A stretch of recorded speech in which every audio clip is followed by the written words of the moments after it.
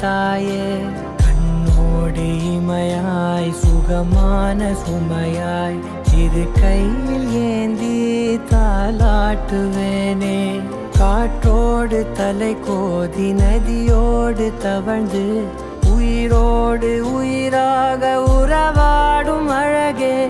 பனியோடு விளையாடி மலரூஞ்சலாடி தரை வந்து தமிழ் பேசும் இரு கால் வெண்ணிலவே.